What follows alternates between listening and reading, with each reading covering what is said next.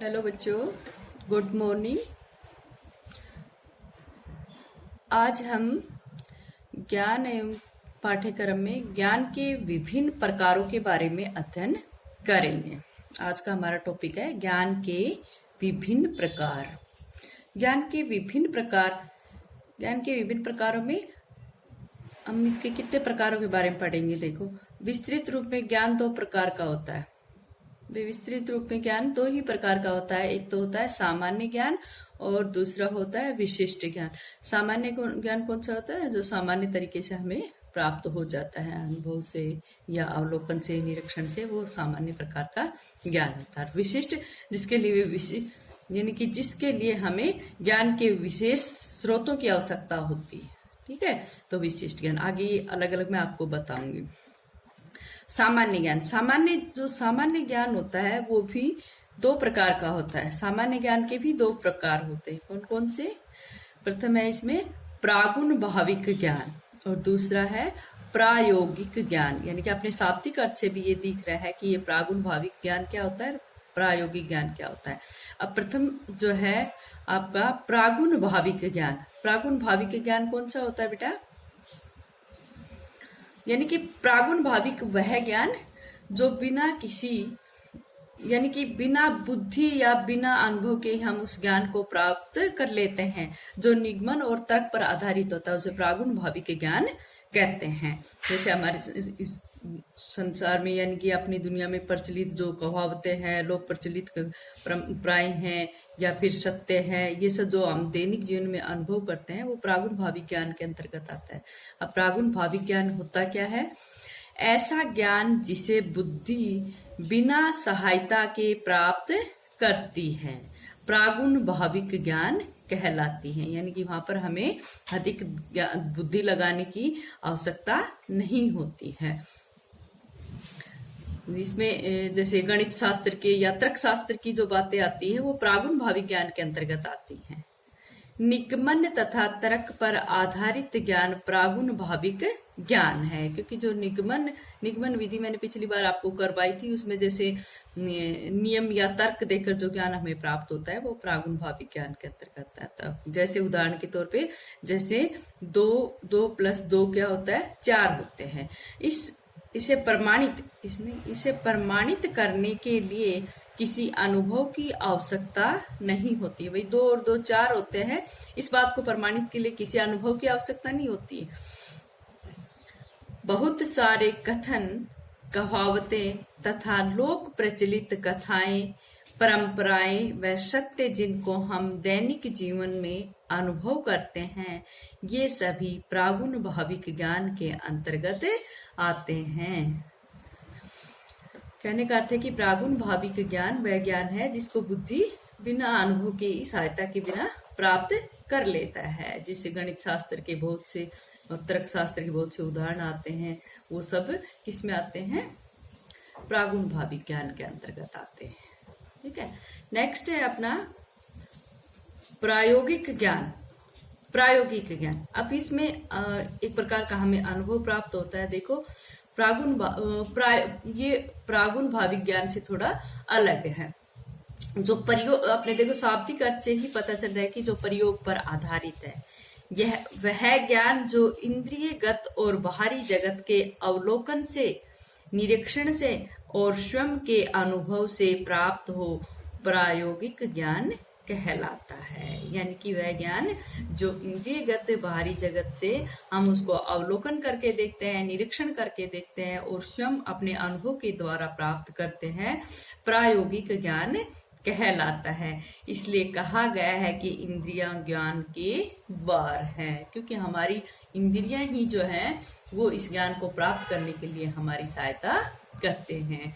ये प्रयोग पर आधारित ज्ञान है। ये प्रागुण भाविक ज्ञान से तो भिन्न है, यानी भिन्न प्रकार का ज्ञान है। वहां पर तो हमें अनुभव नहीं लगाने पड़ते ना, हमें बुद्धि की सहायता नहीं लेनी पड़ती, लेकिन यहाँ पर हमें स्वयं अवलोकन करके, निरीक्षण करके और स्वयं को ही अनुभव के द्वारा ये ज्ञान प्राप्त होता है। जितने भी ज्ञान प्रयोग पर आधारित है वो सब हमारे स्वयं की बुद्धि से प्राप्त होती है।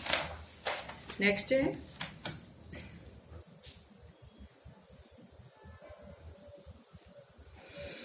आगे देखो, भारतीय दर्शन के अनुसार ज्ञान के प्रकार। अब भारतीय और पाश्चात्य दर्शन में ज्ञान को अलग अलग प्रकार से बताया गया। वैसे दोनों ने अपरा और अपरा, इन्होंने किसी ने अपरा को महत्व दिया है और किसी ने पराविद्या को महत्व दिया। भारतीय दर्शन के अनुसार ज्ञान के प्रकार, पहला है पराविद्या और दूसरा है अपराविद्या। पराविद्या क्या होता है? पराविद्या क्या होता है बेटा? पराविद्या यानी कि इस भौतिक जगत का जो बाहर से दिखाई देता जो भी ज्ञान हमें प्राप्त होता है वो पराविद्या ज्ञान कहलाते हैं। यानी कि इस संसार का जो लौकिक ज्ञान है वो पराविद्या में आता है और अपराविद्या जो अलौकिक होता है। देखो पराविद्या क्या होता है। इस प्रकार का ज्ञान भौतिक संसार व बाहरी प्रकृति से संबंधित होता है। पराविद्या, इस प्रकार का ज्ञान भौतिक संसार व बाहरी प्रकृति से संबंधित होता है। इस भौतिक जगत में जो भी ज्ञान, जो भी प्रकृति से संबंधित जो ज्ञान हमें प्रत्यक्ष रूप में लेते हैं वो सब पराविद्या में आता है। इस भौतिक संसार की जानकारी हेतु हमें अपनी 5 इंद्रियों और तर्क का सहारा लेना पड़ता है। भाई भौतिक जगत की जानकारी के लिए हम अपनी 5 इंद्रियों का प्रयोग करते हैं, जैसे नाक से सूंघ के, आंख से देखकर, कान से सुनकर, इस तरह का जो ज्ञान होता है वो हमारी 5 ज्ञान इंद्रियों के माध्यम से होता है। इस प्रकार के ज्ञान को हम लौकिक ज्ञान कह देते हैं। लौकिक ज्ञान इस लोक विशेष का ज्ञान। पराविद्या को अपराविद्या से ज्यादा महत्व दिया गया है। अब वो तो हम अपराविद्या के बारे में जानेंगे तभी तो पता चलेगा। अब देखो अपराविद्या क्या होती है? अपराविद्या का संबंध दूसरे लोक के साथ है। इस भौतिक जगत जो दिखाई दे रहा है उसके बारे में जो लोग ये कहते हैं कि भाई ईश्वर क्या है, परमात्मा क्या है, ये सृष्टि क्या है, इसकी रचना कैसे हुई, जो आध्यात्मिकता की जो बातें होती वो अपराविद्या में आती। अपराविद्या का संबंध दूसरे लोक के साथ है। इस लोक से परे के लोक के ज्ञान को अपराविद्या कहते हैं। अपराविद्या का संबंध किससे है? इस लोक से दूसरे लोक के साथ। इस लोक से परे के जो लोक के ज्ञान को अपराविद्या कहते हैं। जैसे जायसी ने पद्मावत में किया था, उन्होंने जैसे नायक और नायिका के माध्यम से आत्मा और परमात्मा का जो संबंध बताया था वो अपराविद्या के अंतर्गत आता है। यानी कि इस भौतिक जगत के माध्यम से, इस लौकिक जगत के माध्यम से उन्होंने अलौकिक का वर्णन वहां पर किया था, वो अपराविद्या का ज्ञान करवाया था। क्योंकि यही आत्म ज्ञान की ओर ले जाने का स्थान है। भाई जो आत्मा और परमात्मा की बातें होती हैं वो लोग इस ज्ञान के बारे में जानते हैं, क्योंकि यह आत्म ज्ञान की ओर ले जाने का स्थान है। यह ज्ञान मानव प्रकृति का सर्वोच्च ज्ञान है। माना ये जाता है कि जिस व्यक्ति को अपराविद्या का ज्ञान हो जाता है उसको मुक्ति मिलती है, उसको इस सांसारिक मोहमाया से छुटकारा मिलता है। इसलिए कहा गया है कि यह ज्ञान मानव प्रकृति का सर्वोच्च ज्ञान है। यह ज्ञान व्यक्ति के स्वयं को जानने, आत्मा से और परमात्मा से संबंध रखने वाला ज्ञान है। ये जो ज्ञान है व्यक्ति को अपने बारे में जानने और आत्मा और परमात्मा से संबंध रखने वाला ज्ञान है, क्योंकि ये आत्मा और परमात्मा का ज्ञान संबंध बताता है। अब नेक्स्ट है आपका विशिष्ट ज्ञान के प्रकार। विशिष्ट ज्ञान के बारे में मैंने बताया बेटा, विशिष्ट ज्ञान के वो प्रकार आते हैं जो ज्ञान के स्रोतों के आधार पर जो ज्ञान के प्रकार दिए गए हैं वो विशेष प्रकार के ज्ञान, विशिष्ट प्रकार के है। ज्ञान के स्रोत के आधार पर ही ज्ञान के विशेष प्रकारों को लिया गया है। कि स्रोत में नहीं, कि जहाँ से ज्ञान हमें प्राप्त होता है वही ज्ञान के प्रकार यहाँ पर हमने उनको जिक्र किया है। जिसमें पहला है आप वचनात्मक ज्ञान, यानी कि अधिकारात्मक ज्ञान। नेक्स्ट है इसमें प्रयोग या सूझबूझ पर आधारित ज्ञान, और इससे नेक्स्ट है तर्क संगत ज्ञान।